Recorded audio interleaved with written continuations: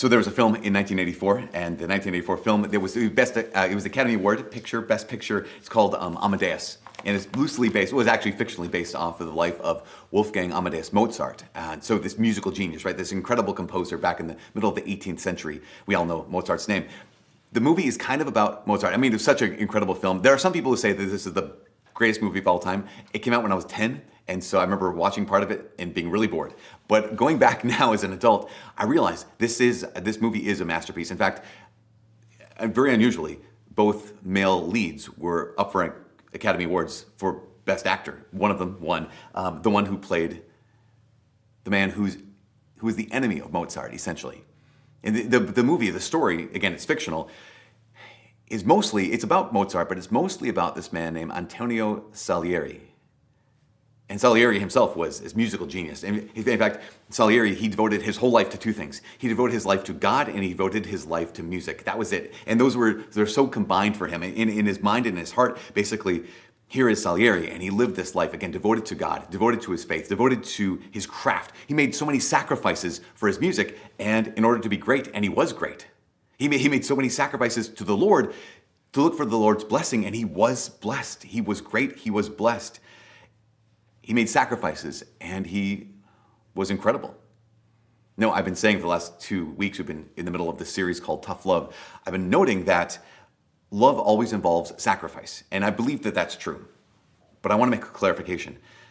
Saying that love always involves sacrifice is not the same thing as saying that sacrifice guarantees us love, because that's not the truth. Sacrifice does not guarantee us love. Sacrifice does not earn us love. Sacrifice does not make us deserve love. But that's how Salieri approached God. He had lived a life of incredible sacrifice. He was very rigid. He was very pious. He basically lived an incredibly disciplined life, and he sacrificed everything for God. In fact, that's what he would say, that he sacrificed everything. He sacrificed everything he had, everything he desired for God. But we realize that as the movie unfolds, it's revealed to whom and for whom Salieri actually sacrificed his life. It wasn't for God, it was for himself. It was for his art, and that's revealed when he meets Mozart. Because he heard about Mozart, he heard Mozart's music, and so he was blown away by it. He was blown away by the genius of Mozart's music. And when he met him, he assumed that in his life, he said, okay, the more disciplined, the more pious, more faithful I am, the more God will bless me, the more he'll give me his genius. And so if I hear this music of this man Mozart, it must be because he's even more faithful, he's even more pious, he's even more saintly than I am. And then when he met Mozart, he found this essentially a child who was spoiled and was foolish and was a cheat and a philanderer and an adulterer and a drunk and was lazy and he was silly. And yet he was still a genius. And Salieri, his whole life was put into this tailspin. How could God bless someone even more than he blessed him, who was so foolish, so undisciplined, so the opposite of holy?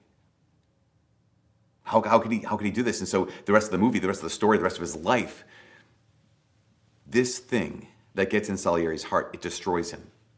Because he simultaneously hates Mozart.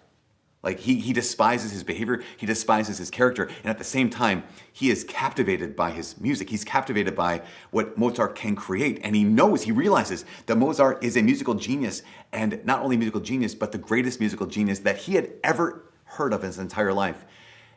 And so his life becomes fixated on this love-hate.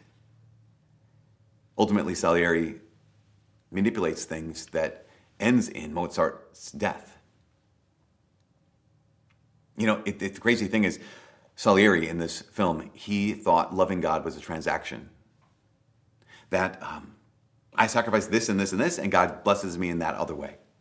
If I give God all these things, then he's going to give me the things that I want. That's what he thought love of God was. That's what he thought a relationship with God was. And that was all killed. It was all killed when he met Mozart and realized that God does actually love the just and the unjust, that he causes the rain to shine on the good and the bad, that he causes the sun to shine on the just and the unjust. And this destroys Salieri.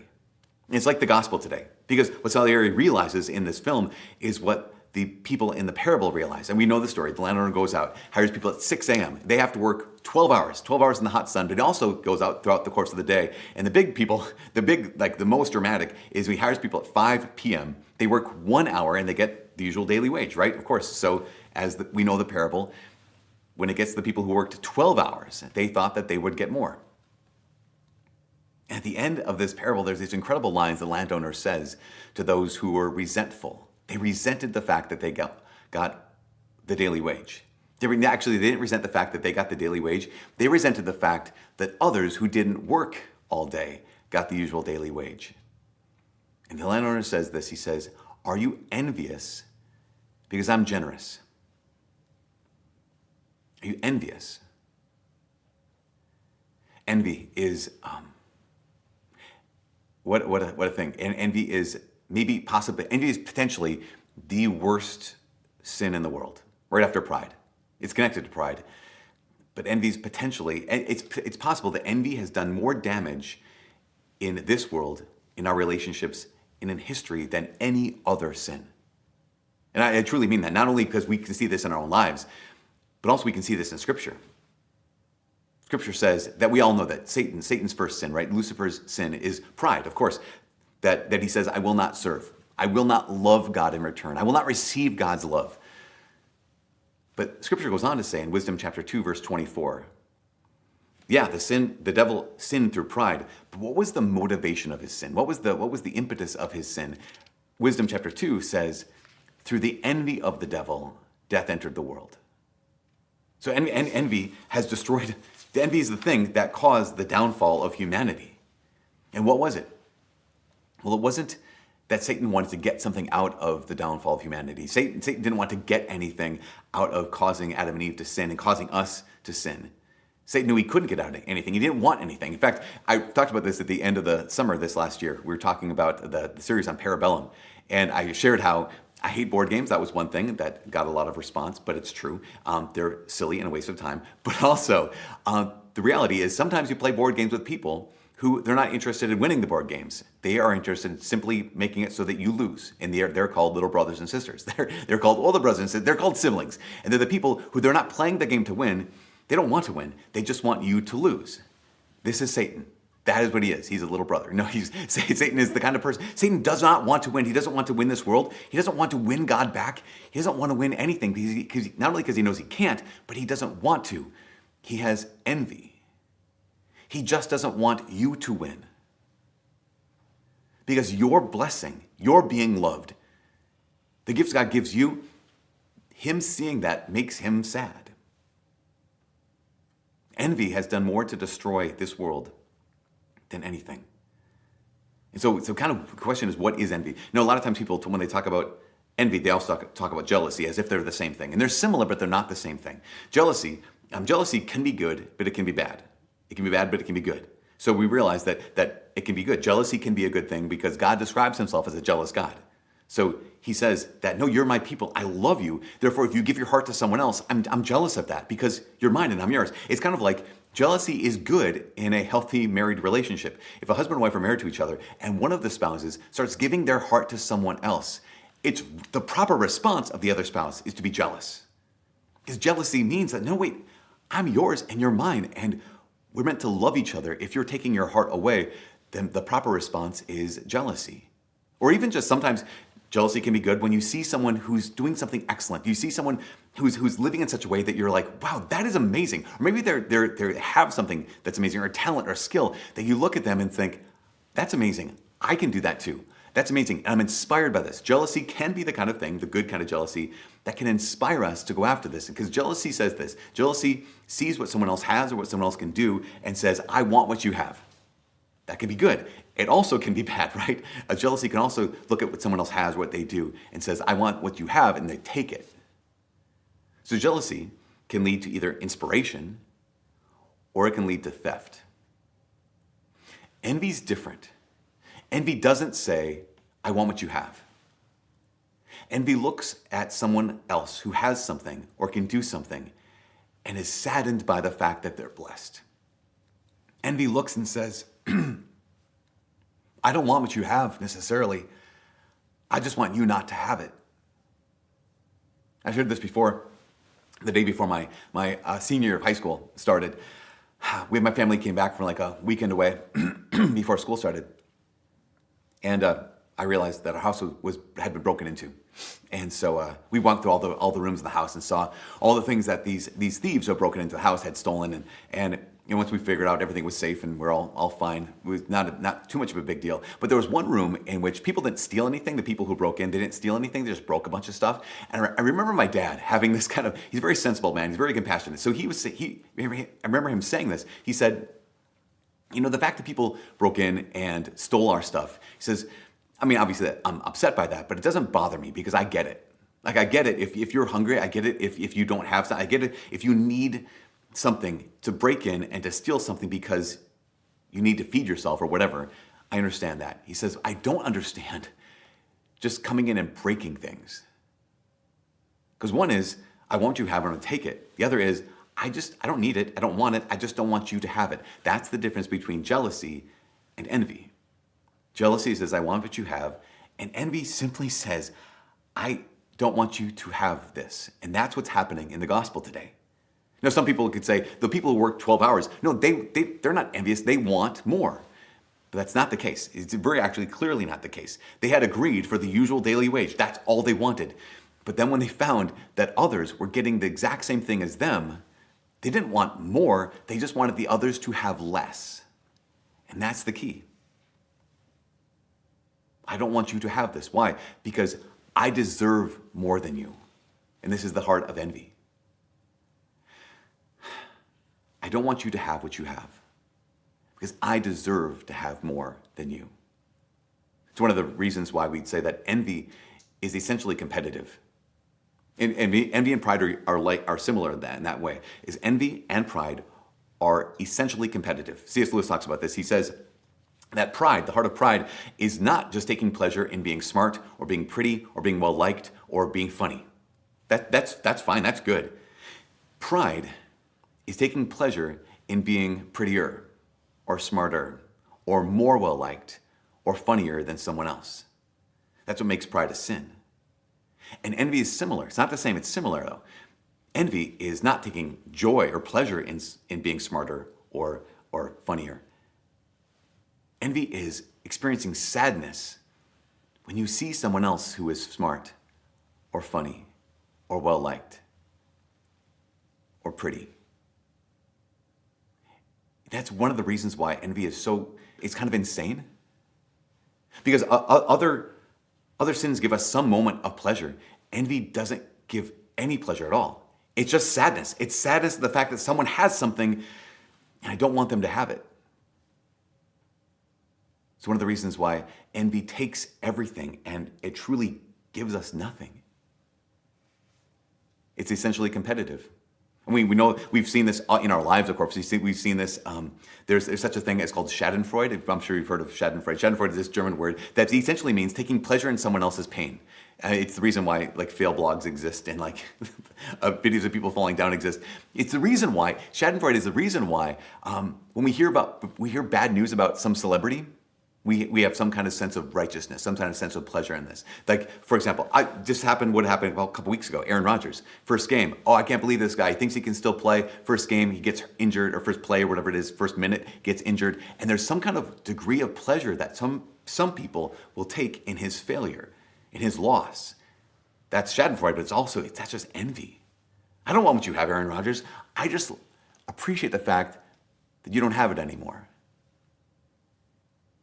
Pride, essentially, and envy, essentially, are competitive. We see this in the Bible. We know the story of King David and King Saul. So before King David was King David, he was just little David. And King Saul was the king. Now, Saul had been anointed the king.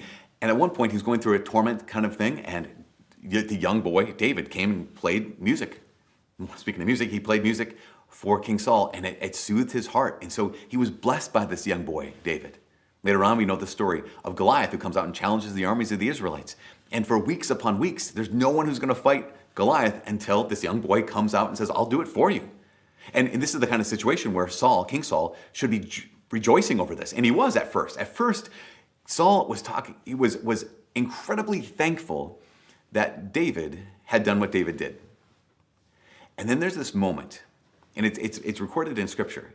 It's a moment where King Saul takes this young boy, this young man David, who had just slain Goliath, and they ride triumphantly into the city. And everything's fine because Saul doesn't mind. Saul doesn't mind honoring David. He's the king. David is the guy who just killed Goliath. Until there's this song that people in the city are singing. And they're singing the song that says, King Saul has slain his thousands, and David has slain his tens of thousands. And in that moment, Scripture says, something shifted in King Saul's heart.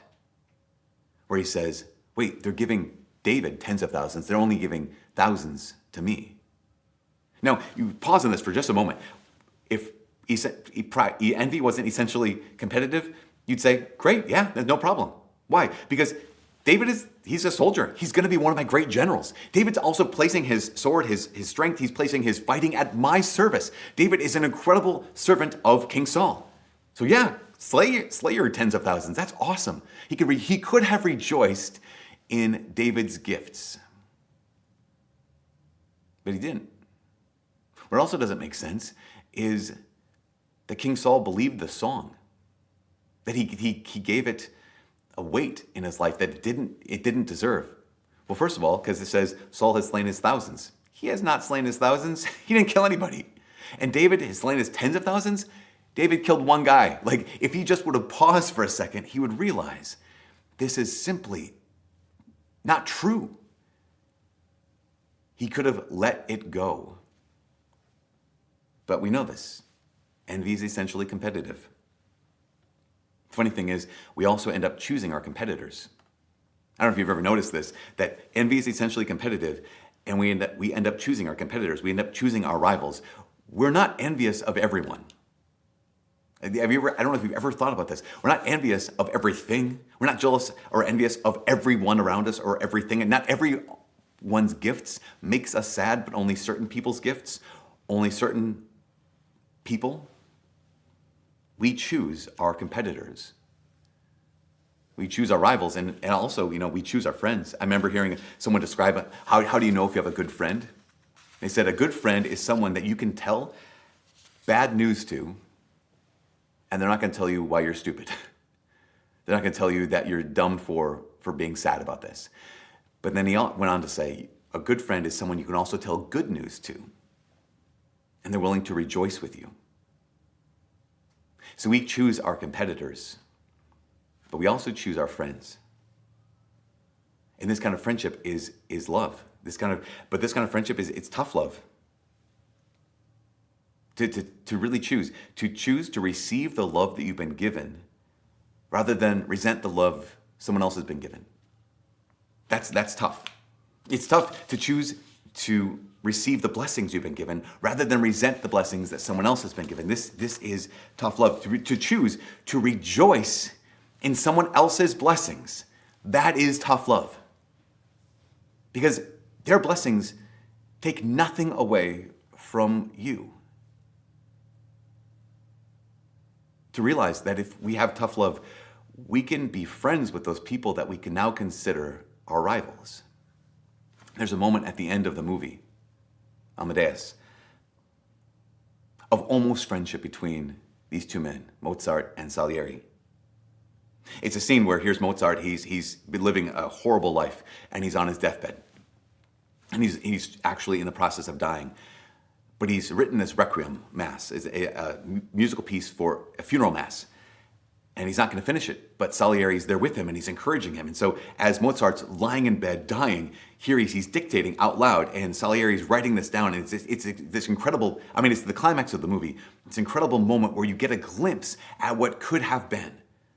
Because they spend the entire night finishing this Requiem. And you have this person's brilliance added to this person's brilliance, creating something truly brilliant. And you realize, as you see this scene, this could have been their entire life. If Salieri hadn't allowed envy to corrupt and poison his heart, and resentment to corrupt and poison his heart, this could have been their entire life. They could have had joy and not envy. Their life could have been marked by friendship and not being enemies. But when we give in to resentment, when we give in to envy, we choose our own enemies. The most tragic aspect of the movie, I think, is not just that Salieri chooses Mozart as his enemy. The most tragic part of this movie is that Salieri ends up choosing God as his enemy. He had believed, the more disciplined I am, the more sacrifices I make, the greater I'll be. That's our arrangement, God. It's a transactional relationship. When he found out that God even blesses the unrighteous, that God blesses those who didn't work as hard as he did, he actually says out loud that he chooses to make God his enemy. And this is the last thing. He didn't have to. We hear in the scripture today that God's ways are not our ways. His thoughts are not our thoughts.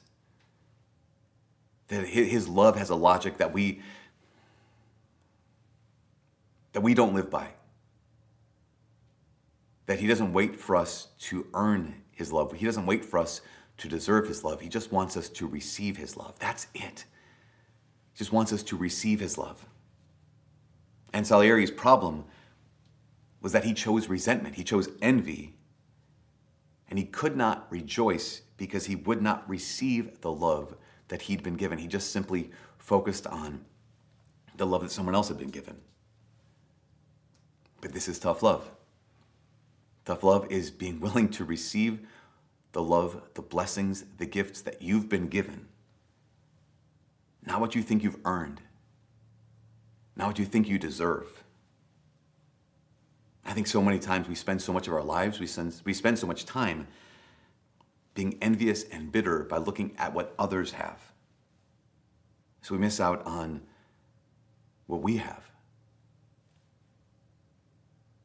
Most importantly, I think we're envious because we miss out on the fact that we're already loved by God. That's the irony of the entire movie. It's the irony of the entire story. Here's Lucifer, already loved by God. Here's Saul, loved by God. Here is us, already loved by God. And if we receive that love, then we can rejoice. If we receive that love, then there's no room for envy. Because you're already loved by God. Again, the greatest irony of this movie is it's called Amadeus. Amadeus literally means loved by God. The very title is the irony. Here's Mozart, who's a fool and a waste and a scoundrel, and he's loved by God. And he's Salieri, who is devoted but bitter and resentful and envious, and he is loved by God. The remedy is this irony, that envy can only take up root in a heart that refuses to be loved by God. So our challenge and our invitation is to let go of resentment, to let go of envy, and to receive the love that God has offered us, instead of looking at the love he's offered to someone else. To receive his love and to rejoice in the love that he's given to those around us.